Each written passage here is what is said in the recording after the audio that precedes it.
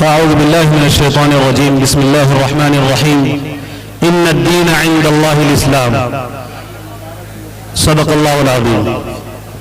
انتہائی قابل احترام شخصیت ہم سب کے امیر شریعت حضرت مولانا احمد علی فیصل رحمانی حفظہ اللہ اور اسٹیج پر رونق افروز علماء کرام اور معزز حاضرین،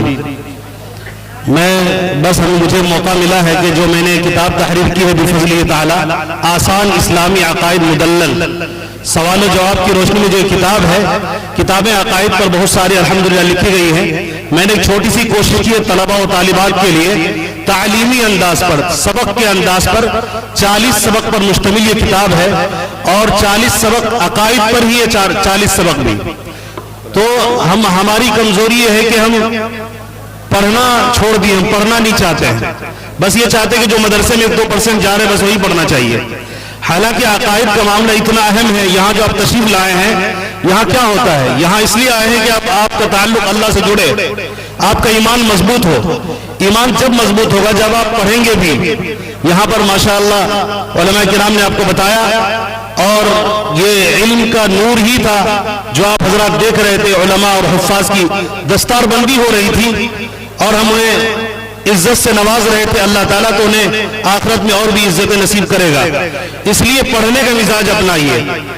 عقائد پر بھی کتابیں آئی اور بھی بہت ساری کتابیں آئی۔ تو میری گزارش یہ ہے کہ سارے حضرات یہ طے کر کے جائیں، اگر یہ کتاب مل رہی ہو اگر تو وہ کتاب ضرور لیں۔ آسان اسلامی عقائد جو ہے اس میں تقریباً 450 سوال جواب ہے، اللہ پر ایمان، فرشتوں پر، کتابوں پر، آخرت پر، اور اس وقت میں ختم نبوت پر بہت حملے ہو رہے ہیں، فتنہ شکیلیت، اسی طرح فتنہ گوہر شاہی اور بھی طرح طرح کے فتنے ہیں۔ تو ختم نبوت کے تحت ہم نے 5 سبق جمع کیا ہے۔ اس میں حضرت عیسیٰ علیہ السلام کے بارے میں سبق ہے، حضرت مہدی کے بارے میں سبق ہے، رد قادیانیت کے بارے میں سبق ہے، اسی طرح فتنہ شکیلیت کا رد ہے۔ صحابہ کرام کے اوپر بھی کچھ لوگ کچھ نہ کچھ بولتے رہتے ہیں، صحابہ کی عظمت کو نکالنے کی کوشش کرتے ہیں۔ صحابہ نے ہمیں دین پہنچایا، اگر صحابہ کی عزت کو اگر کوئی کچھ کہنے لگے عزت کے اوپر، ظاہر ہے جب صحابہ بیچ سے نکل جائیں گے تو ہمیں دین کون پہنچائے گا؟